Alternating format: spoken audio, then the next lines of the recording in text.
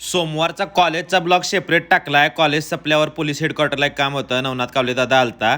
ते काम केलं आणि गुरु मिसळ JM रोडवरचा आपल्या नेहमीचा बसायचा स्पॉट आहे भेटायचा. मग तिथं गेलो. अनिकेत दादा पण थांबलेला तिथं.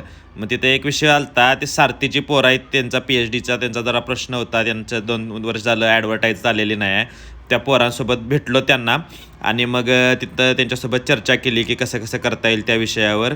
कारण की 2 वर्ष 2023 त्यांची ॲडच आलेली नव्हती. मग ठरवलं आम्ही सगळ्यांनी. आता दुसऱ्या मोहिमेवर चाललोय. ते सायबर पोलीस स्टेशनचं काम झालंय. आता गणेश कला क्रीडाला चालू आहे. तिकडं फडणवीस साहेब आले आहेत मुख्यमंत्री. ते सारथीच्या पोरांचा एक विषय आहे, त्याच्या रिलेटेड जरा भेटायचं आहे, त्यांना चर्चा करायची आहे, निवेदन द्यायचं आहे. तर ते गणेश कला क्रीडाला चाललोय. आता मध्ये नवी पेठेत थांबला, अजून 2 जण येणार होती.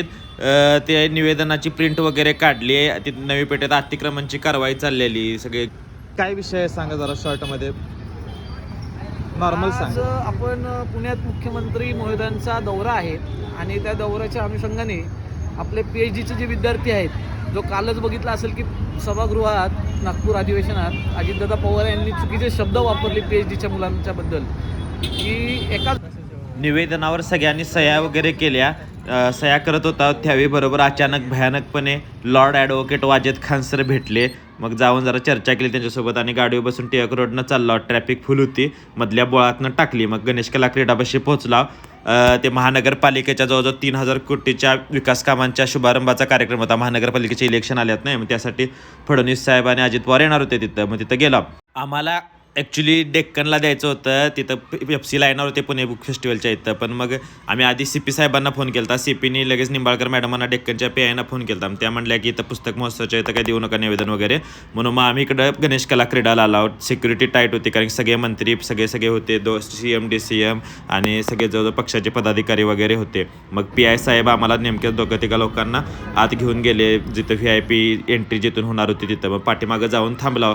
सभा संपल्यावर ज्या दरवाजातनं फडणवीस साहेब बाहेर येणार होते तिथं जाऊन थांबला. सगळ्या गाड्या वगैरे त्यांचा ताफा लावलेला होता. वाट बघत थांबला सभा सपायची. इथूनच त्यांची बाहेर जायची एंट्री होणार होती आणि इथून मग पुढं पुस्तक महोत्सवाच्या इथं जाणार होते. CMचे OSD साबळे सरांना सगळा विषय समजावून सांगितला. ते म्हणाले ते मी पोहोचवतो CM साहेबांपर्यंत. पण आम्ही म्हटलं नाही, आम्हाला साहेबांनाच भेटायचं आहे. आपले DCP मोहिते सर पण कन्व्हिन्स होत नव्हते. कसं तरी त्यांना कन्व्हिन्स केलं. मग साहेब म्हणले की प्रेस कॉन्फरन्स झाल्यावर तुम्हाला भेटू देतो. मग प्रेस कॉन्फरन्स झाल्यावर फायनली CMची भेट झाली. CMना सगळा विषय समजावून सांगितला.